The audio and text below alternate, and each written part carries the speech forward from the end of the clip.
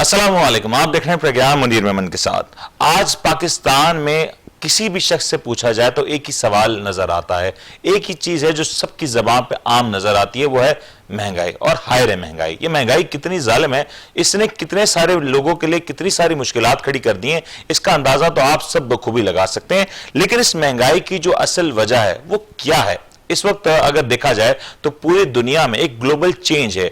खास तौर पे जब से कोविड आया उसने दुनिया भर के जिस अंदाज से मामलात को तब्दील किया, और उसके बाद हमने ये भी देखा कि जैसे जैसे मामलात तब्दील होते गए वैसे वैसे नए मामलात सामने आते गए। रशिया यूक्रेन का वाकया देख लें, सप्लाई चेन के इश्यूज देख लें, तो तमाम तर इश्यूज ने एक साथ कहा जा सकता है कि ट्रिगर किया और दुनिया में जो तब्दीलियां हो रही थी उसके अंदर एक बड़ा किरदार अदा किया। इन तब्दीलियों से जहां पे दुनिया भर की मईशतों को एक बड़ा शदीद शौक झेलना पड़ा, तो वहीं पे पाकिस्तान भी इन तमाम तर चीजों से मुस्तस्ना ना हो सका।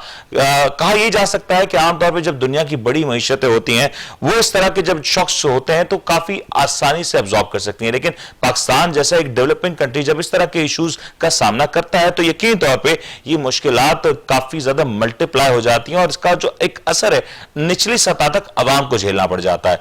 महंगाई का सवाल एक ऐसा सवाल है जो आज हर खास आम करता हुआ नजर आ रहा है, और सबसे पहले जो सवाल आता है कि जो पेट्रोल महंगा हो रहा है ये क्यों हो रहा है? इस पेट्रोल के महंगा होने के पीछे आखिर कौन सी साइंस है कि आज तक पेट्रोल की कीमत 150-160 रुपए फी लीटर तक ना थी, जो कि अब देखने में आ रही है?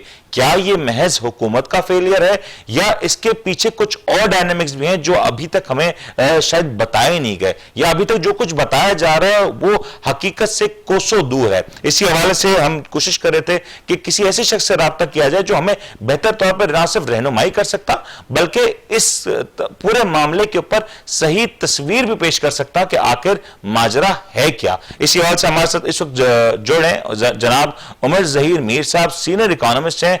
इनसे जरा जानते हैं कि आखिर ये जो महंगाई का शोर है, इस महंगाई के शोर के पीछे वजूहात क्या है, और खास तौर पे पेट्रोलियम प्राइसेस को लेकर जो कुछ इस वक्त बातें की जा रही हैं, सोशल मीडिया हो, मेन स्ट्रीम मीडिया हो, इन तमाम तर बातों में कहां तक सच्चाई पाई जाती है? उमर साहब अस्सलाम वालेकुम।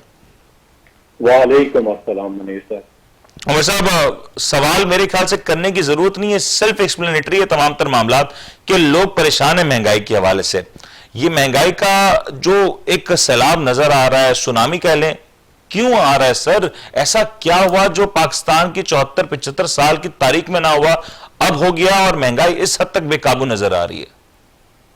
बहुत अच्छा आपका सवाल है। थोड़ा सा मैं इसको अमेंड कर देता हूँ। पाकिस्तान के बाहर निकल के ऐसा क्या हुआ जो दुनिया में 100 साल में नहीं हुआ था और अब हो? हमारे यहाँ लोग बहुत खुश नसीब हैं मुनीर साहब, उनको आइडिया नहीं कि कोविड ने किस तरह की तबाहियां मचाई।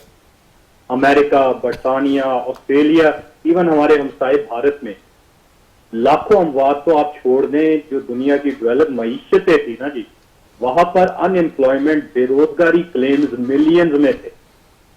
भारत जिसका जीडीपी जब हमारा 4-5% ग्रो करता था, 13% ग्रो करता था, उसका तकरीबन चौथाई जीडीपी पीक ऑफ कोविड में नेगेटिव में चला, सही -20-25% पे पहुंचा हुआ था।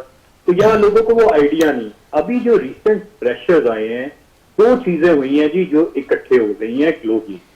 एक ग्लोबल सप्लाई चेन ये है कि तेल अगर सऊदीया के कुएं में निकल रहे हैं ना जी, तो वो बटन दबा के तो पाकिस्तान में नहीं आना, वह रिफाइनरी में क्लियर होगा, उसके बाद वो पोर्ट तक पहुंचाएंगे, वहां से कश्तियों में या टर्मिनल्स के थ्रू आएगा, यहाँ पे रिलीज होगा, फिर वो कैरेज होगी, पेट्रोल स्टेशन तक पहुंचेगा।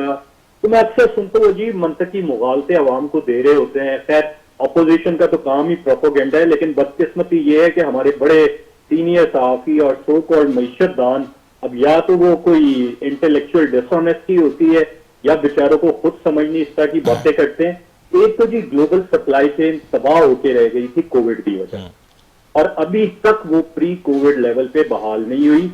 मैं आपके नाजरीन को छोटी सी मिसाल से समझाता हूँ, एक समझाने के लिए मिसाल दे रहा हूँ कि एक कंपनी है ग्लोबल सप्लाई की, उसके पास 100 कश्तियां, कोविड के दिनों में सारी दुनिया बंद, उसका कारोबार तो चल नहीं रहा था, उसने 80 कश्तियां बेच दी, 20 अपने पास है।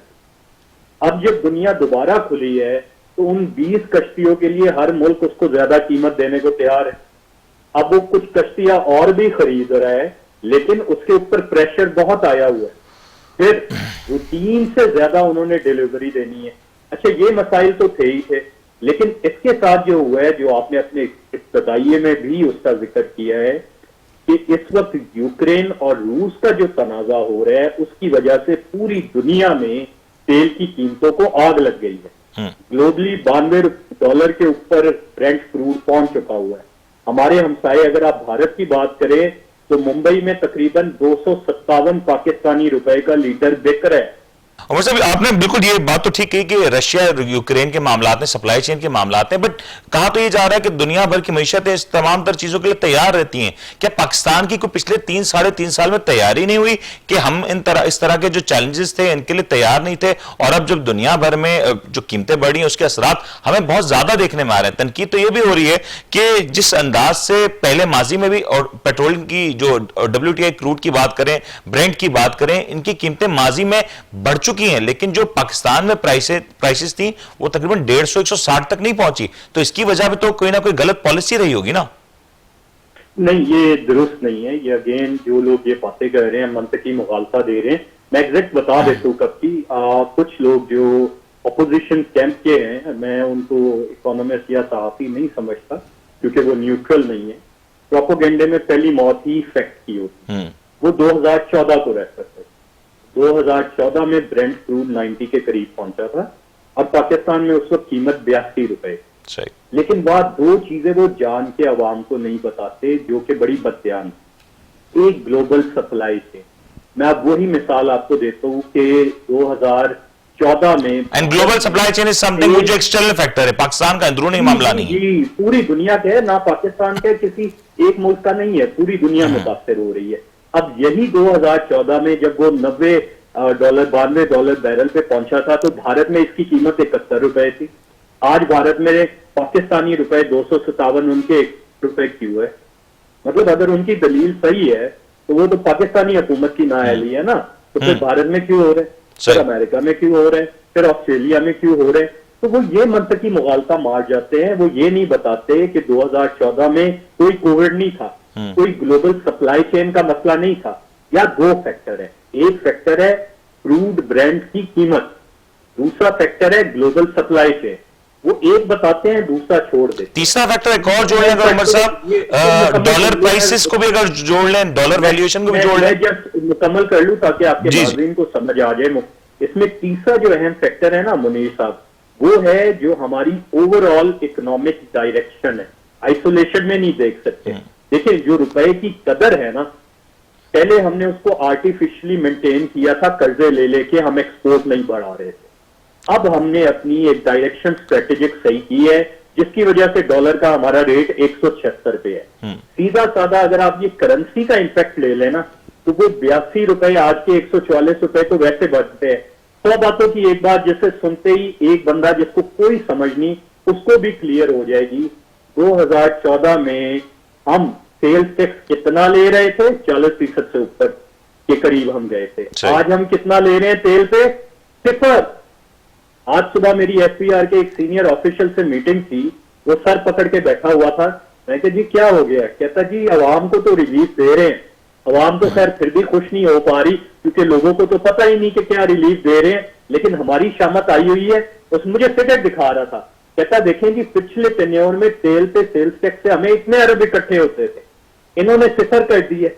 अब हम वो कहां से पूरे करें हमारे टारगेट? तो ये मैं सिर्फ बता रहा हूं कि कोई शख्स जिसको मईशत की और कोई समझ नहीं है। लेकिन उमर साहब आप ये बात कर रहे हैं, ये तो समझ सकता है। उमर साहब माजरत से आपको कथा कलामी हो रही है, लेकिन आप ये बात कर रहे हैं, तमाम तर सीनियर सहाफी तजियाकार ये बात क्यों नहीं कह पा रहे? मैं गुज़श्ता रोज नजम सेठी साहब सीनियर सहाफी हैं, काफी एक्सपीरियंस सहाफी हैं, उन्होंने ये जो तमाम तर बातें की उसमें तो ये तमाम तर मामलात नहीं। तो अगर आप 2014 की बात कर रहे हैं तो 2014 में गालिबन किसकी हुकूमत थी? पाकिस्तान तहरीक इंसाफ हुकूमत में तो उस वक्त नहीं थी।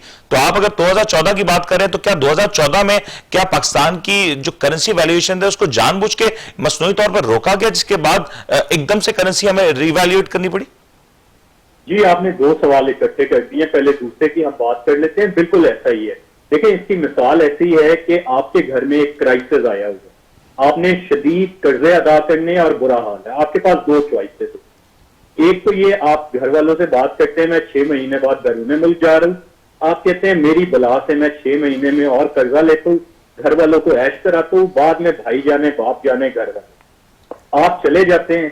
आपका दूसरा भाई जिम्मेदारी लेता है, वो घर वालों को कहता है भाई पेट पे पत्थर बांधो, वो कहते हैं यार देखो मुनीर साहब कितने अच्छे थे, वो तो रोज हमें सैरे करा रहे थे, अयाशियां करा रहे थे, ये आपसे क्या बात कर रहे हैं। अब उन्हें तो ये हकीकत नहीं पता कि क्या हो रहा था पीछे, तो आपने उसे बड़े अच्छे अंदाज में बयान किया। बिल्कुल ऐसा ही था कि मुल्क के मुफाद के बरखिलाफ अपनी जाती शॉर्ट साइटेडनेस पे अपने 5 साल में अवाम को एक ढकूसला देने की खातिर ये किया गया था, जिसकी कीमत आज मुल्क को कई गुना पे करनी पड़ रही। आपका दूसरा सवाल कि सीनियर सहाफी क्यों करते हैं, देखिए मैं किसी की नीयत पे बात नहीं करना चाहता, लेकिन एक जमाना था कि नजम सेठी साहब की चिड़िया की बड़ी शोहरत होती थी। अब तो मेरा ख्याल है वो चिड़िया खुद चुल्लू भर पानी में डूब चुकी होगी कि जितनी वो प्रिडिक्शन दे चुके हैं 18 से अब तक, जो गलत साबित होती है, वो हर जुमेरात को उनकी एक प्रिडिक्शन आती है जिसका लतीफा अगले हफ्ते चल रहा होता है। मैंने तो बड़ी बुनियादी सी बात की है, फैक्ट फिगर की बात की है। अगर ये बात मुझे पता है, अगर ये बात मुनीर साहब को पता है, तो नजम सेठी जिसने पूरी टीम रखी है, मैं कैसे मान लूं उसको ये नहीं पता। और अगर उसको नहीं पता तो फिर उसको सोचना चाहिए कि क्या वो वाकई सीनियर सहाफी होने के अपने रोल से इंसाफ कर रहे हैं, या उनकी नजर दोबारा उन ओहदों पे है जो उन्हें साबका टेन्योर में मिलते रहे और अब नहीं मिलते। अच्छा उमर साहब, ये तो चले, वो तो अलग मामला था, नजम सेठी साहब तो काफी सीनियर है, हम तो यकीन तौर पे भी इन तमाम तो चीजों को सीख रहे हैं, लेकिन एक सवाल का मुझे जवाब दे दें। अगर इंटरनेशनल मार्केट में ऑयल की कीमतें बढ़ें, और जिस तरीके से आप कह रहे हैं कि माजी में जब कीमतें बढ़ती थी तो उस अंदाज से बढ़ाई नहीं जाती थी, प्रेशर गवर्नमेंट खुद लेती थी, तो ये जब गवर्नमेंट प्रेशर खुद ले रही होती है तो नतीजा क्या निकलता है इकोनॉमी के ऊपर लॉन्ग रन पे? बहुत अच्छा सवाल है। अच्छा देखिए कि इकोनॉमी आपकी ना हमारी दो हिस्सों में है, ग्लोबल इकोनॉमी, एक मुकामी है, एक आलमी। आलमी इसलिए कि तेल जो है ना, पेट्रो डॉलर एग्जिस्ट करता है, तेल की तिजारत सिर्फ डॉलर में होती है, जिसकी वजह से दुनिया का जितना फाइनेंशियल सिस्टम है वो आपस में डॉलर में ऑपरेट कर रहा है। आसान जुबान में समझ लें, डॉलर इस वक्त आलमी तौर पे सोने की रिप्लेसमेंट है मुल्कों के आपस में तिजारत के मामले। अब डॉलर आपके पास सिर्फ 3 तरीके से आ सकते हैं। एक तरीका है आप तिजारत करें, अपने मुल्क में चीजें बना रहे हैं, एक्सपोर्ट करें, उसके नतीजे में डॉलर कमाएं। दूसरा, आपके लोग हमारे पाकिस्तानी बाहर गए हुए हैं, वो वहां मिन्नतें कर रहे हैं, नौकरियां, कारोबार, वो पाकिस्तान डॉलर बेचते हैं जिसको रेमिटेंस है। और तीसरा तरीका है कि आप कर्जे लें। ठीक है जी। अच्छा, कर्जा जो आपने लेना है वो आपने वापस तो करना है ना। बिल्कुल सही। ठीक है। अब अगर आप टेम्परेरी अवाम के रिलीफ के लिए अभी कर्जा ले लेके करते जाएंगे, इवेंचुअली किसी ने तो उसे पे करना है, और जितना आप उसको डिले करते जाएंगे, जिस वक्त वो पे करेंगे उस वक्त कई गुना ज्यादा तकलीफ होगी, क्योंकि इस दौरान आपके रुपए की कदर और कम हो चुकी हो, क्योंकि आप अपनी तिजारत बढ़ाने पे तो तवज्जो नहीं दे रहे, आप अपनी एक्सपोर्ट तो नहीं बढ़ा रहे, आपको आसान रास्ते से टेम्परेरीली डॉलर मिलते जा रहे हैं, तो उसमें आपके लिए आलमी तिजारत में जगह भी कम हो रही है। हम लास्ट जो इस हुकूमत से पहले 10 साल थे ना, उसको इकोनॉमिस्ट कहते हैं द लॉस्ट टिकट। क्यों? इस अरसे में जी बांग्लादेश ने 400% से ज्यादा एक्सपोर्ट बढ़ाई है, और पाकिस्तान की एक्सपोर्ट मुनीर साहब ₹1 बढ़ना तो दूर की बात, उल्टा कम हो गई बट 10 सालों में। यकीन तो शॉकिंग है। कॉटन पाकिस्तान में मेरे भाई प्रोड्यूस होती है, बांग्लादेश में कोई कॉटन नहीं होती, और हमारी सारी टेक्सटाइल इंडस्ट्री बांग्लादेश में शिफ्ट हो। सही। मैं अब इस तरह की बातें नहीं करना चाहता कि कोई उसको चले ठीक है, वो हम वैसे भी पॉइंट से डिविएट हो रहे हैं, लेकिन उमर साहब अगेन आपने कहा कि कर्जे लेके तो ये तमाम तर चीजें हल हो सकती हैं। अब ऑपोजिशन का तो मौका ये है कि अब कर्जा तो हुकूमत अभी भी ले रही है, हम देख रहे हैं कि हुकूमत का IMF के साथ एक मामला है वो चल रहा है, जिसके ऊपर ये भी तनकीद की जाती है। इनफैक्ट नजम सेठी साहब ने भी तनकीद की कि हुकूमत कंफ्यूज थी कि IMF की तरफ जाए या नहीं जाए। तो और दूसरा पहलू ये देख लें कि IMF के अलावा भी पाकिस्तान तो इस वक्त भी काफी सारे कर्जे ले रहा है और बड़ी तेजी से ले रहा है। अगेन मुनीर साहब, आपका माशाल्लाह अच्छा रिसर्च वर्क होता है। ये ना आप एक चीज नोट करें, ये जितने लोग ऐसी बात कह रहे हैं वो कर्जे की फिगरें रुपयों में बोल, डॉलर में नहीं बोल। क्यों? कर्जा तो आप डॉलर में ले रहे हैं, वापस भी आपने डॉलर में करना, सही, वो रुपयों में क्यों बोलते हैं? क्योंकि अगर वो डॉलर में बोले तो अवाम को मंतकी मुगालता नहीं दे सकेंगे। अगले दिन मैं कैलकुलेट कर रहा था, टोटल इमरान खान की हुकूमत ने $9 अरब के करीब कर्जे लिए। नेट मतलब 9 बिलियन, ठीक है। That's it. और पाकिस्तान का टोटल डेट 100 बिलियन से ऊपर है। अब वो करते क्या हैं? वो करते ये हैं कि क्योंकि करेंसी डीवैल्यू हुई है तो वो उसको रुपयों में कन्वर्ट करके करते हैं ताकि ये नजर आए कि कर्जे काफी ज्यादा हैं, सही। जबकि हकीकत ऐसी नहीं।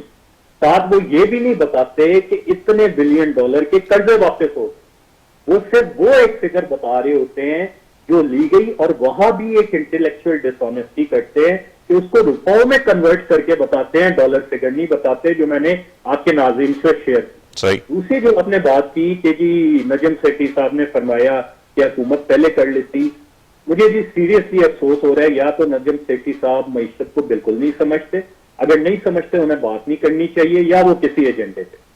देखिए बड़ी सीधी सी चीज है, वो जो उन्होंने अजीबो गरीब सी बात कही ना, जी पहले चले जाते, हो जाता, ऑल दैट। दो तीन चीजें समझे। एक तो मईशत आइसोलेशन में नहीं होती, मईशत जियो स्ट्रेटेजिक के साथ होती है। अमेरिका जब तक गो हेड ना दे, IMF कभी आपको लोन नहीं देता। अभी भी जो इतना बाजू मड़ोड़ के दिया है वो पीछे अमेरिका ही है, लेकिन क्योंकि उन्हें कुछ ना कुछ हमारी जरूरत है तो फाइनली उन्होंने जितना टाइट कर सकते थे करके हमें रिलीज किया। और ये बात हर शख्स को पता है, नजम सेठी को भी पता है, उन्हें ये बात छुपानी नहीं चाहिए थी, गलत बात है जो वो कह रहे। अगर हम उस वक्त जाते तो हमें ज्यादा सख्त शराइत पे मिलना था, क्योंकि उस वक्त अमेरिका हम पे ज्यादा प्रेशर डाल रहा था। अभी अफगान विड्रॉवल नहीं हुई थी, उस वक्त हमारा ज्यादा जूस निकालना था, अगर मैं इस जुबान में कहूं। अभी तो चूंकि अमेरिका यहां से निकल चुका है, उसके वेस्टेड इंटरेस्ट कुछ और हैं, कम से कम हमारे ऊपर वो प्रेशर नहीं कि उन्होंने यहां से ड्रोन वहां पे उड़ाने हैं, इसलिए सूरत हाल मुख्तलिफ है। एक चीज, दूसरी चीज ये भी याद रखें कि इसमें चाइना फैक्टर बड़ा अहम है। अभी भी जो हमारा IMF का प्रोग्राम हुआ था, खान साहब ने वहां जाके काफी हद तक चाइना को मनाया है। जब हम अमेरिका की तरफ जाते हैं, वो कुछ ऐसी चीजें इंक्वायर करते हैं और कुछ ऐसी चीजें करते हैं जिससे हमारे चाइना के ताल्लुकात मुतासर होते हैं, तो हमें बड़ी एहतियात से चलना पड़ता है। अब ये चीजें ये जान के अवाम को नहीं बताते, छुपाते हैं, बल्कि इनको गलत अंदाज में पोर्ट्रेट करते हैं। सर ये आपका चले पॉइंट ऑफ व्यू आ गया, लेकिन एक सवाल यहां पे ये भी बनता है, चले हम पाकिस्तान तहरीक इंसाफ की हुकूमत की बात करें, एक साल पहले चले जाते हैं जब मुस्लिम लीग नून की हुकूमत का लास्ट टेन्योर था।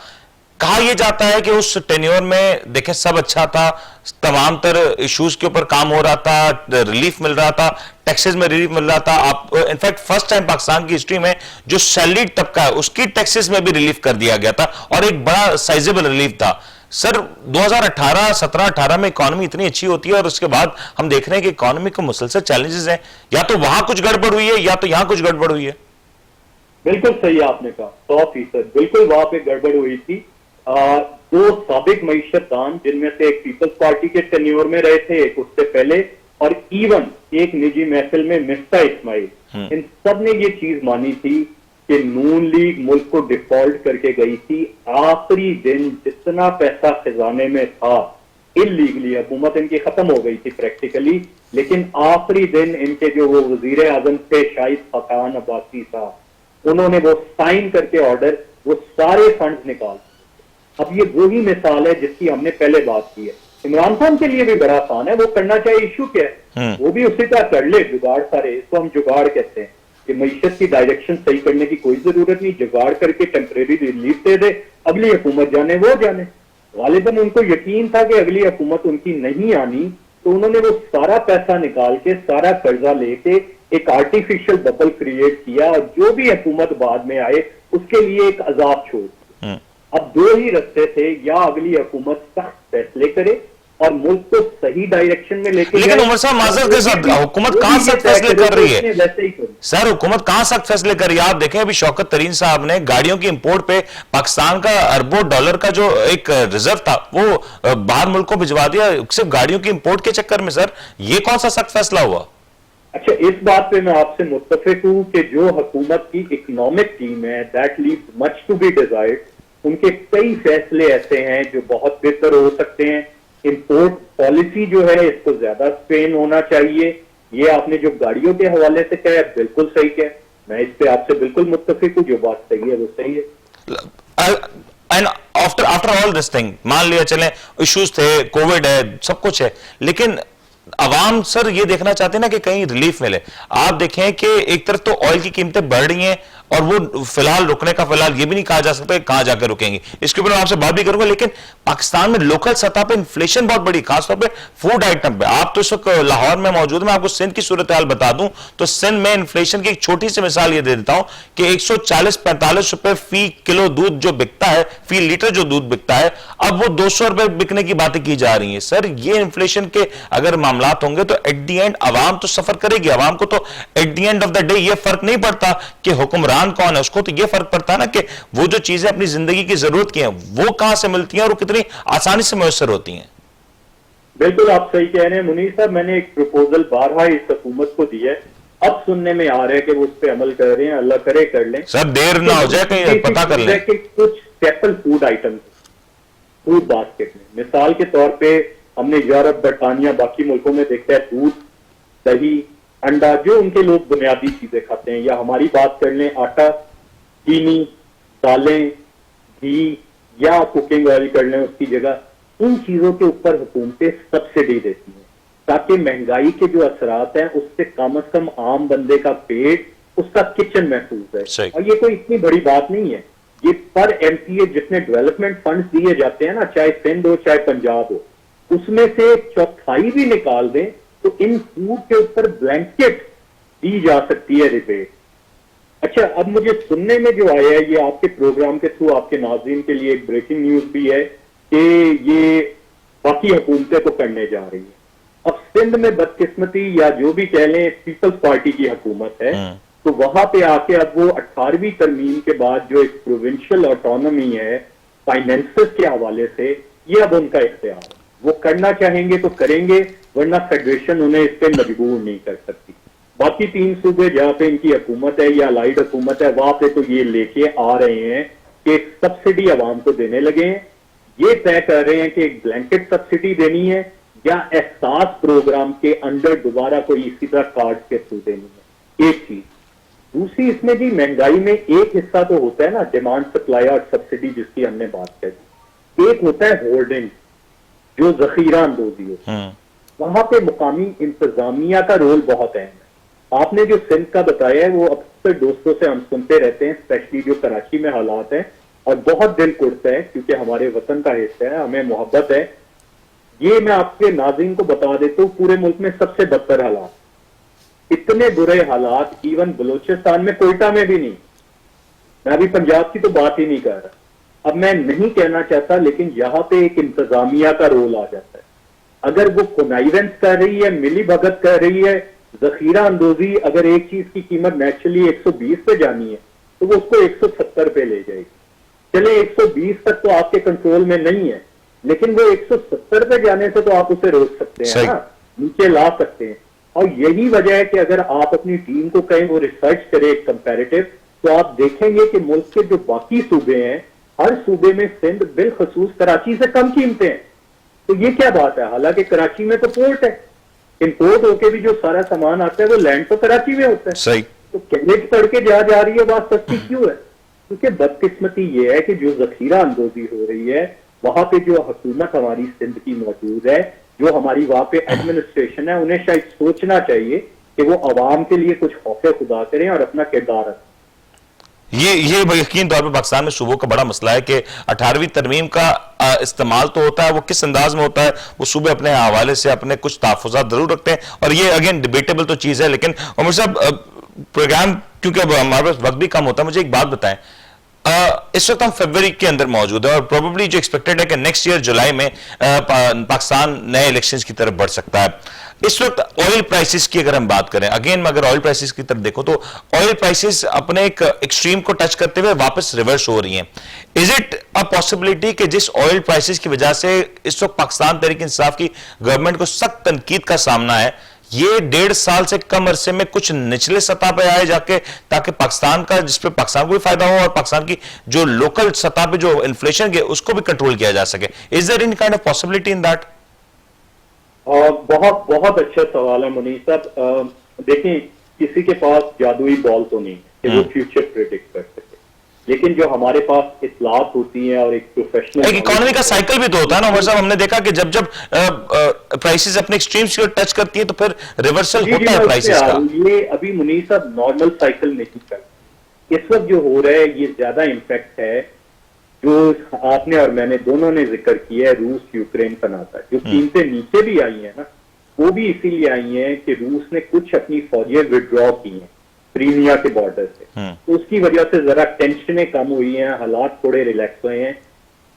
शॉर्टर टर्म में जी जो नजर आ रहा है, अगर तो रूस यूक्रेन की जंग हो जाती है तो फिर तो जो तेल है ना, ये 100 क्या 110-20 डॉलर बैरल पे भी जा सकता है, सही। जिसका मतलब है कि फिर तो आप बस ना ही पूछें।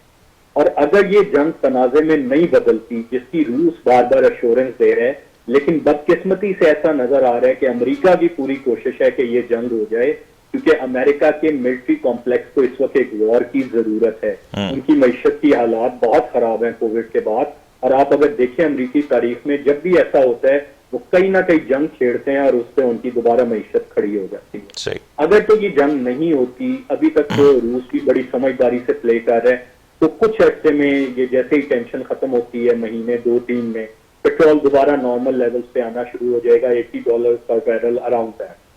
आइदर वे जंग हो या ना हो, और 1.25 साल 1.5 साल का अरसा बहुत बड़ा अरसा है जिसमें बज़ाहिर कोई ऐसा तनाजा खत्म होकर पेट्रोल प्राइसेस अपने वापस ओरिजिनल पे आ गए। ये तो है मौजूदा हालात। और दूसरा जो आपने रेफर किया, दुरुस्त किया, कि जो नॉर्मल साइकिल है एनुअल, उस साइकिल के मुताबिक भी अगले साल जुलाई में अगर कोई ऐसा जियो स्ट्रेटेजिक तनाजा नहीं होता तो पेट्रोल प्राइसेस अपने लोअर इक्विलिब्रियम पे होंगे। तो बज़ाहिर अगले इलेक्शन तक तो इंशाल्लाह चीजें बेहतर ही होंगी, लेकिन ये इन बिटवीन में आपसे मुत्तफिक हूं कि हुकूमत की बड़ी जिम्मेदारी है।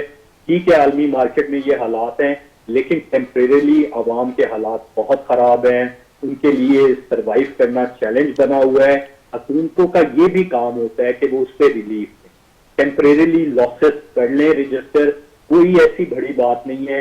ये MPMNA के फंड्स आप बंद कर दें 2-4-6 महीने के लिए, थोड़ा सर यही तो टाइम होता है उमर साहब, यही तो टाइम होता है फंड इस्तेमाल करने का, और आप कह रहे हैं इसी टाइम पे बंद कर देंगे तो फिर अगले इलेक्शंस के लिए मसाइल नहीं खड़े हो जाएंगे।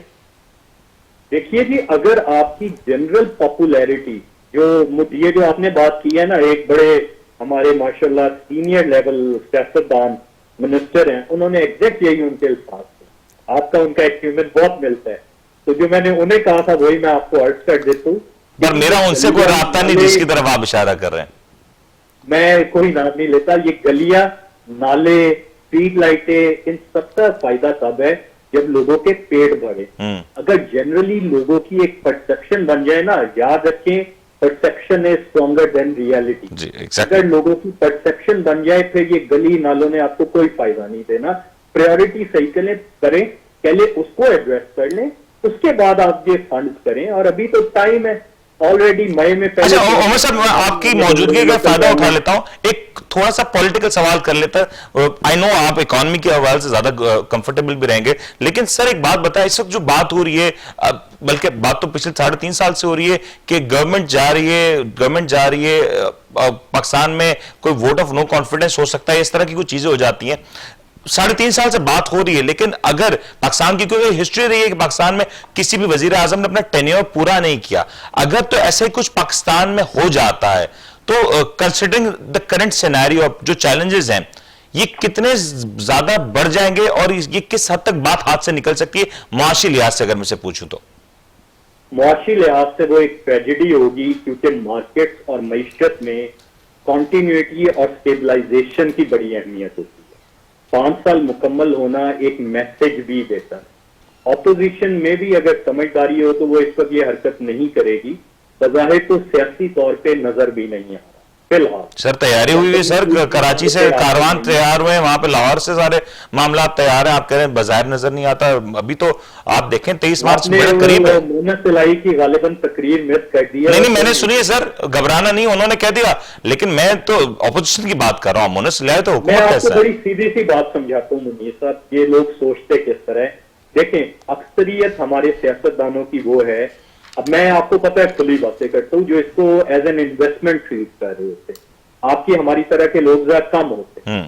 तो वो जो उसका बजट था 5, 10, 15, 20 करोड़ लगा के आया, उसने इलेक्शन जीता है और उसके जहन में 5 साल का टेन्योर, ठीक है। सवाए इसके कि आप उसको कोई बहुत ज्यादा अच्छी प्रोपोजिशन दिखा दें, वो मर जाएगा 5 साल से पहले, उसके बस में हो तो वो हुकूमत नहीं जाने। सही। इवन ऑपोजिशन में भी है तो वो अपनी सीट नहीं जाने देगा। क्या वजह है कि मरियम नवाज ने ओपनली कहा था मेरे शेर जाके इस्तीफा देंगे, अगले दिन शर्मिंदा शर्मिंदा सी थी, किसी शेर ने इस्तीफा नहीं दिया, पहले आपकी गेसान थी। क्या वजह थी कि पीडीएम इस पॉइंट के ऊपर टूट गई थी, क्योंकि बिलावल जरदारी ने कहा था भाई इस्तीफों की तो बात ना करें, ये तो हमारी अपनी पार्टी के लिए मसला हो जाएगा। तो खैर वो एक अलग डायनामिक्स है। आपके ओरिजिनल सवाल पे आते हुए, पाकिस्तान की मईशत के लिए ये बड़ा बुरा होगा, क्योंकि अल्लाह अल्लाह करके स्टेबलाइजेशन आ रही है, तो दोबारा इस तरह की कोई अपहीवल होती है तो उसका जो मार्केट में मैसेज जाएगा, जो उसका इकोनॉमिक इम्पैक्ट आएगा वो नेगेटिव होगा। और जो सख्तियां अभी हम बर्दाश्त कर रहे हैं, फिर उससे ज्यादा हम सख्तियां बर्दाश्त करते हुए इस वक्त को याद कर रहे हैं। बहुत बहुत शुक्रिया उमर ज़हीर मीर साहब हमारे साथ मौजूद थे और जिस अंदाज से वो बता रहता है एज अ सीनियर इकोनॉमिस्ट के इस वक्त मामलात क्या चल रहे हैं वो हमने आपके सामने पहुंचाया और यकीन तौर पे आप बेहतर तौर पे जज भी कर सकते हैं कि जो कुछ उन्होंने कहा आप उससे किस हद तक इत्तेफाक करते हैं। ये बात तो यकीनी है और हतमी है कि पाकिस्तान की मईशत के हवाले से इस वक्त चैलेंजेस काफी ज्यादा है और इन चैलेंजेस की अगर बात करें तो आवाम के लिए जो मसाइल हैं, जो इशूज हैं, वो यकीनी तौर पर कहीं रुकने का नाम नहीं ले रहे। यही सूरत हाल रही और इसी सूरत हाल में अगर पाकिस्तान में कुछ और बुरा होता हुआ नजर आया तो अगेन ये जरूर कहा जा सकता है कि मामलात बड़े ज्यादा खराब हो सकते हैं और मामलात की कशीदगी में काफी हद तक इजाफा हो सकता है। लेकिन यकीनी तौर पे उम्मीद तो है कि यहां जो सूरत हाल है कुछ बेहतर होगी और कुछ बेहतर अंदाज से पाकिस्तान में जो सियासी कुव्वतें इसका मुजाहरा भी करेंगी और बेहतरीन अंदाज में इसको लेकर चलेंगी। लेकिन प्रोग्राम में ब्रेक पे जाने से पहले मैं जरूर ये कहता चलूं कि जहां पे ये इश्यूज हैं, यकीनी तौर पे बड़े मसाइल हैं मईशत के हवाले से, इकोनॉमी के हवाले से, तो वहां पे लॉ एंड ऑर्डर का एक सिचुएशन और मसला है जो कि बहुत तेजी से अब बिगड़ता हुआ नजर आ रहा है। आज भी कराची में एक अफसोसनाक हादसा हुआ, सानिया हुआ और एक और सहाफी को शहीद कर दिया गया, दिन दहाड़े से शहीद कर दिया गया। इस सवाल से ही बात करेंगे जी। एक ब्रेक लेते हैं, ब्रेक के बाद हाजिर होता है।